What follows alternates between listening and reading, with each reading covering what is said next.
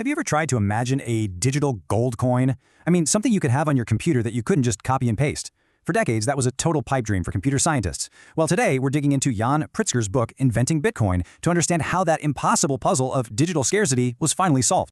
So, let's just start with the core problem, the question that really stumped everyone for so long. How do you make a digital file that is one of a kind? Think about it. Any photo, any song, any document on your computer can be copied perfectly an infinite number of times for basically zero cost. So if that's true, how could you possibly create digital money that has any real value? To really get why Bitcoin was such a massive breakthrough, we have to first wrap our heads around this fundamental issue. It really does all come down to something as simple as copy and paste. Now, the author we're looking at, Yan Pritzker, isn't just some random software geek. His family actually fled the Soviet Union, and in the process, the government stripped them of all their wealth. And you know, that personal history is so important here because it really shapes his view of Bitcoin, not just as a cool piece of tech, but as a potential tool for freedom. Here's a simple way to think about it. If you hand me a $20 bill, that's it. The transaction is done. It's just between us. But with digital money, which is really just information, ones and zeros, how do I know you didn't just send me a copy and keep the original for yourself? Well, I don't. And that's exactly why we have middlemen like banks and Visa, to keep a central scoreboard and make sure nobody spends the same digital dollar twice. And Pritzker argues this is the absolute heart of the issue. Our whole financial world is built on trust. We have to trust these big institutions to keep the books straight, and we have to trust them not to just create more money out of thin air and devalue everything we've saved. So this brings us right to the biggest, most notorious hurdle for any kind of digital money. It's called the double spend problem. It's basically the digital version of counterfeiting, except, way, way easier to do.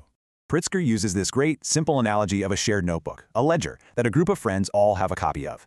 If Alice wants to send $2 to Bob, she just announces it to the group, and everyone makes a note of it in their notebook. Pretty straightforward, right? But what if Alice is a little dishonest? She could tell one half of the friend group that she's sending her $2 to Bob, while at the exact same time, she tells the other half of the group she's sending that same $2 to Eve. Now everyone's notebooks are different. Who gets the money? The whole system just completely breaks down because nobody can agree on what really happened. Bitcoin's solution to this is just brilliant. It uses a special kind of ledger that's distributed, which means everyone has their own identical copy. And this is the magic trick, the entire network has a built-in way to agree on the official order of every single transaction. This creates one single shared history, a chain of blocks, that makes it impossible to double spend. Okay, so that raises a pretty massive question, doesn't it? How on earth do you get millions of anonymous computers all over the planet to agree on the correct order of things without a boss or a CEO or a central server in charge? I mean, who gets to decide what's true? The answer is this incredibly clever system called proof of work.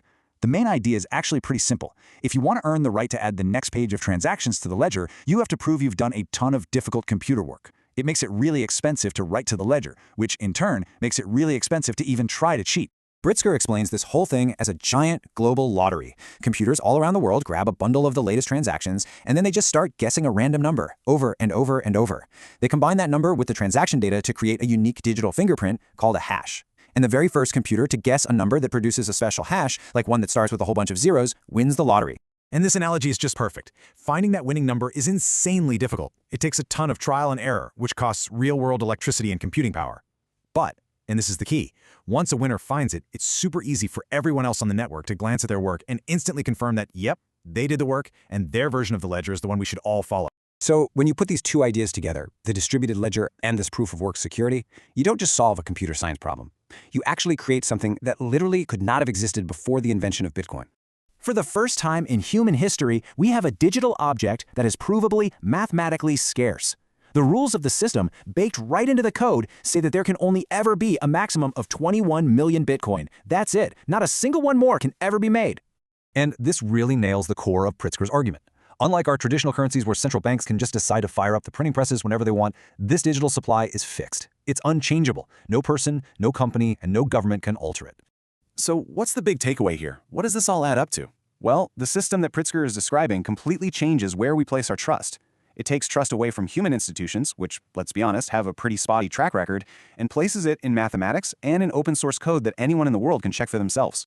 And this comparison just lays it out so clearly. You go from traditional money, where issuance is centralized and the supply is unlimited, to Bitcoin, where issuance is totally decentralized and predictable and the supply is absolutely limited. You're moving from a system that requires you to trust other people to a system that simply requires you to trust math. By solving that very first puzzle, how to make a digital file you can't just copy, Bitcoin's invention doesn't just give us a new asset, it cracks open a whole new universe of possibilities. And it leaves us with this really fascinating question to chew on. If money, arguably the most important tool in all of human society, can be re-engineered to work without anyone in charge, what else can be?